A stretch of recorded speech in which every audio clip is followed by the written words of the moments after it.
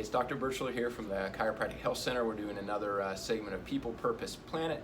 And about a year ago, a little over a year ago, we had Mike Rubino from Beaver County United Way on. And so I thought at this current time with all the social changes and pandemic things going on, United Way is really a hub for the nonprofits in the county, and probably who better to get an idea of how the social situation is affecting local nonprofits than Mike. So Mike, thanks for coming on. We already talked about a few things, few questions that we were going to go over. So first off, just give us a little pulse on nonprofits in Beaver County, whether that's United Way and its members, and what's going on right now relative to the pandemic. First of all, Doctor, I want to thank you for letting us come back and being on your show one more time and being your selected charity for the near future.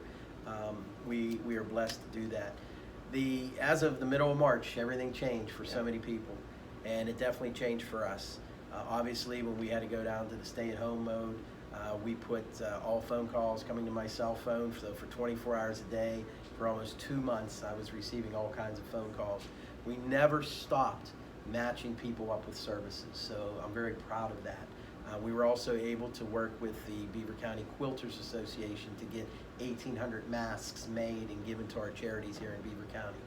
We were able to raise COVID funds, money for the food banks here in Beaver County, that within a 2-week period, United Way was able to generate an additional $30,000 for feeding the children in Beaver County. Kids who would normally get meals in school needed to get meals in another way, and so we were able to rescue that. And since then, too, we were fortunate enough, as have many of our agencies, to take advantage of the payroll protection program through the federal government. Not everybody did that, but we were able to do that so that our small staff of 2 full-time and 2 part-time were able to continue to be paid, but more importantly, we're able to pay our bills. We're able to pay our utilities and our rent. And so most of our agencies are still intact as far as that's concerned, but they had to learn very quickly how to give their services to their clients via virtual, electronically, or to do it over the phone and to check on them. And that's been very difficult, because I think we spoke last time we did this. One of the challenges that nonprofits in Beaver County, and probably all over the country, small nonprofits face is electronic media, digital media, technology, not just from a standpoint of money, but it's a standpoint of knowledge on how to do it. I know in my agency, and I'm the youngest, and I'm going to be 62. So 62 is young. Yeah, well, let's hope it's the new 42. Yeah. But even though I do know about technology, it has really changed, and I know what needs to be done. So it's definitely been a challenge.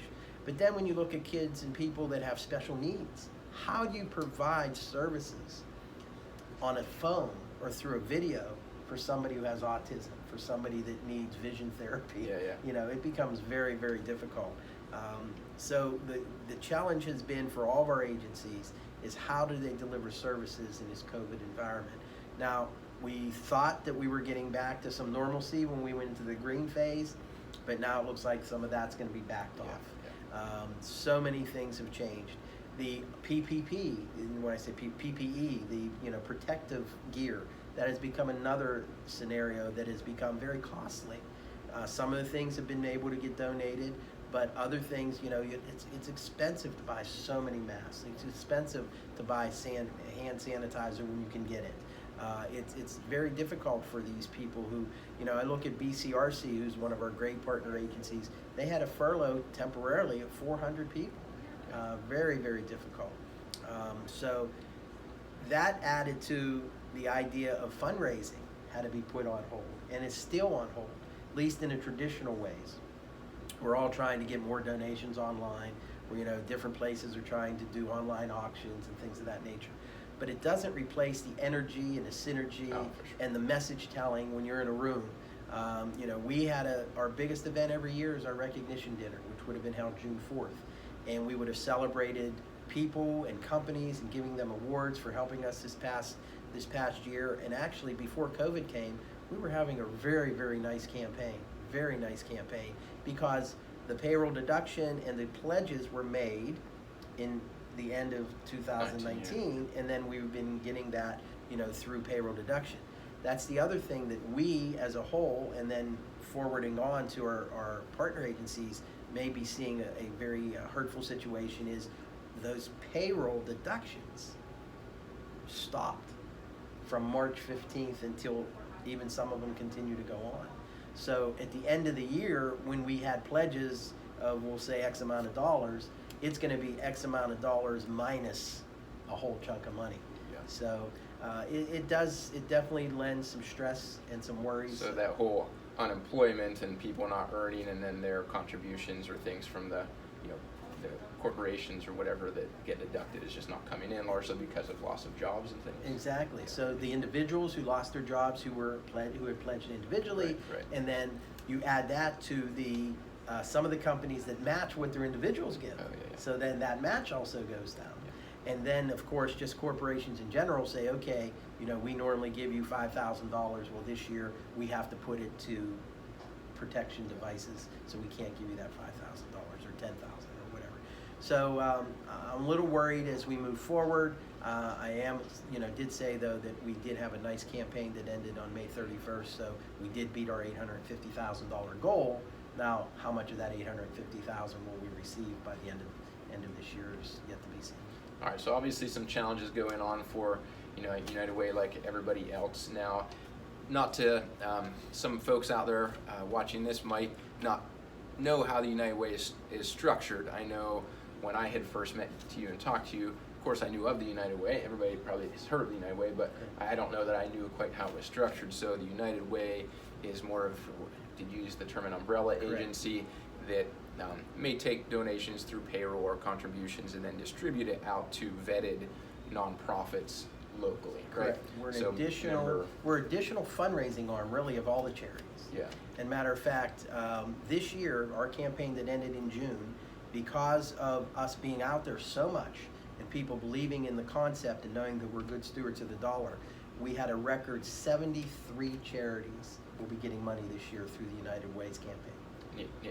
So that being said, what are some of the the actual member agencies or nonprofits there that you have seen the demand for what they do really go up in this time of crisis or pandemic, and whether that who needs the funding, or I know you already mentioned the food bank to a limited extent there, but what of the ground level services have really had an increased demand through this? Well, the Salvation Army and the YMCA are the two organizations in Beaver County that really feed people, really feed children. Before the pandemic, the Salvation Army, the 12 locations that they have food banks spread out Beaver County, were feeding about 4,000 people a month. That has gone up 200% to 300%. So now it's almost 10,000 a month. Then the YMCA, they're always about kids, making sure kids have a great foundation for their mind and their body and their soul. And they continue to do that, and they jumped in also to provide foods for kids who would normally get free and reduced lunches in their schools that were no longer doing that when schools got shut down, and continue to do it through the summer feeding program. The summer feeding program this year is different as well, because they would also provide programming at sites, and kids would come and sit and eat and then play games or have a lesson or things like that. Not allowed to do that. So now this year the summer feeding program is grab and go, meals that are packages and taken with them. But they will probably this summer, and when you go back to when they started, when the virus hit, there'll be well over 100,000 meals that they gave to kids in a matter of 3 or 4 months. Okay, awesome. So a lot of people out there, and some people that might hit home, other people, the idea of not having a meal might be, you might never think of that, but certainly people just need the basics right now in terms of sustenance when there's unemployment. Another area that I think we have to highlight though too is counseling. Yeah. What this pandemic has done has risen the levels of anxiety and stress and oh, depression yeah. like you wouldn't believe. Catholic Charities is one of our agencies that is mainly counseling. If it be families, if it be expectant mothers, if it be anger management. We also have the Family Services of Beaver County, which is in New Brighton, that also mainly does counseling. And they have told me that their sessions and their people looking to get help with these struggles mentally has gone up well over 200%. Yeah, and I would concur in terms of my conversations with other doctors in different places around the country, colleagues of mine, and patients and things, that there are more people coming in with that are suicidal, depressed, and they're just they're having a hard time, because you take, life already has its problems and its challenges and relationships, and then you add the finance thing, and then the disconnection, you can't be around people or whatever, and just that whole multifaceted thing really seems to affecting a lot of people. Yeah, I mean, fortunately, with my family, we've been healthy and we've stayed together and we've been able to see each other quite a bit. But losing, as you know, I'm a person that's out in the community daily, not sometimes several times a day, morning till evening at events, to keep getting the word out about the United Way and our charities and what we do and how we do that. To go from being somewhere 20 or 30 times a week to being nowhere. Yeah. For the last 4 months has been difficult. I mean, I'm okay, I'm physically okay, but if you sit too long and think about it, it does get depressing. Yeah. Okay. So some of the challenges highlighted, obviously, fundraising is a challenge right now. Delivering services with social distancing and the extra cost to try to protect is a challenge now, so that's extra expense and things. And I know you had maybe briefly mentioned that you're trying to pivot and do whatever you can through video, phone, other ways to deliver services, though that's not always possible to do that completely.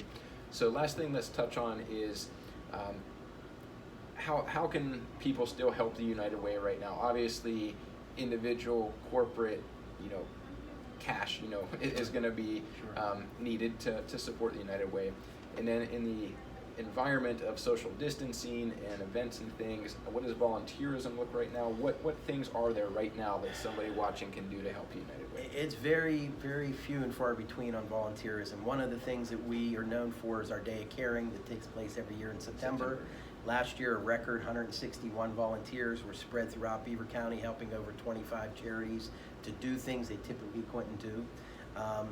That can't happen at this time. However, we still will continue to match up volunteers when available and projects when needed between all the charities in Beaver County.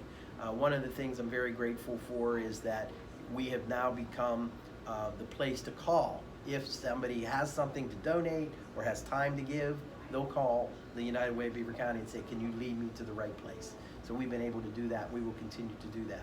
Same with the charities. They will call and say, hey, Mike, I need some help with this, or I need these kinds of items. Can you help me locate that?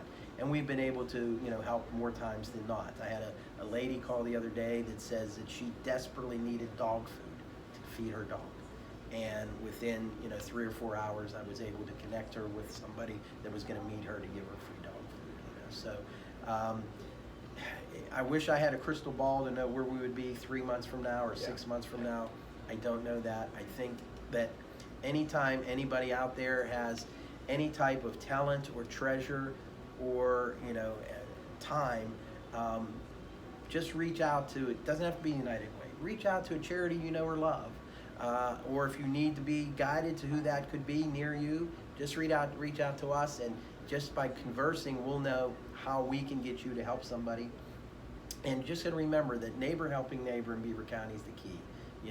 Treat your neighbor as you would want to be treated, and I think that would solve a lot of our world's problems. And if the United Way can be a conduit to make that happen, we promise we'll do it in an efficient and very good steward way. Yeah, it's one of the things I appreciate about the United Way is that ability to, I think anybody who gives, they want what they give to matter and get to people, right? And then, but you have these questions: is it actually getting used? And I know we talked about last year how 80+% or whatever of the donations get to the to the ground level. We just had our audit report just last week again, and we're under 13%. So awesome. That means 87 cents of every single dollar goes right back out, and that's about 50% less overhead than most charities in the country. Okay, so we're going to continue this conversation on Tuesday on WBVP for anybody watching. So if you're watching this and you have some questions just about either United Way, anything about nonprofits in the county, anything about how you can do to help, anything you'd like to hear about on WBVP this coming week, put a comment or so in this video, and then we'll try to address that specific topic when we're on Tuesday. But Mike, I appreciate you coming on. For folks out there watching,